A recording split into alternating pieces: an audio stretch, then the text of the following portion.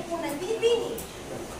Ang naging representasyon ni Doña Jeronima sa lipunan ay ipinahinuwatig niya na kayang mag-antay, lalo na sa pag-ibig. Okay, so ang pag-ibig ay handang maghintay, lalong-lalo na kung minamahal mo ang isang tao. Kahit gaano man katagal, kahit gaano man kahirap, ang pag-ibig ay pag-ibig, kayang maghintay. Ang pangatlo naman ay, ano naman kaya ang paniniwala ng mga tao sa alamat ng malalakad na bato? Wala na bang ibang kamay? Ginoo. Ma'am, pinaniniwalaan nilang may nakatirang espiritu sa mga bato. Okay, so tumpak, pinaniwalaan nilang mayroong naninirahang mga espiritu o di naman kaya ay mga maligno. Mahusay ang bawat isa sa inyo. Alamat ni Doña Jeronima. Okay, so batay sa ating binasa kanina, patungkol saan ang alamat ni Doña Jeronima?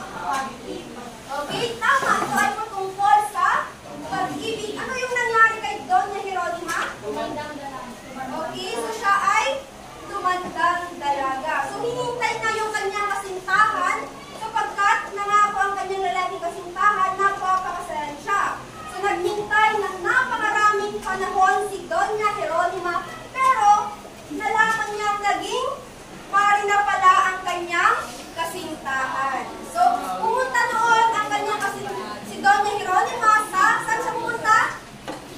Sa Maynila. Okay, so para kausapin ang kanyang kasintahan. So nagsuot siya ng panlalaki, tama, para hindi siya mahalata. Pero ayaw na talaga ng kanyang kasintahan sapagkat isa na siyang alamat na San Nicolas. Okay, so tama. Ito taas.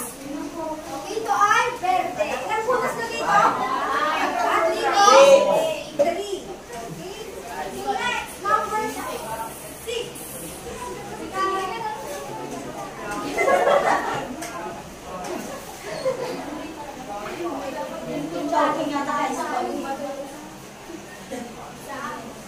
Pinakita ni Doña Jeronima ang pag-ibig ay Okay, so isa, dalawa, tatlo, taas. Ay! Okay, so tama. Ilang puntos na dito? 6. 6 at 2. 10. Ano ang pagpilas naman? Part ito. Ito po. Noela.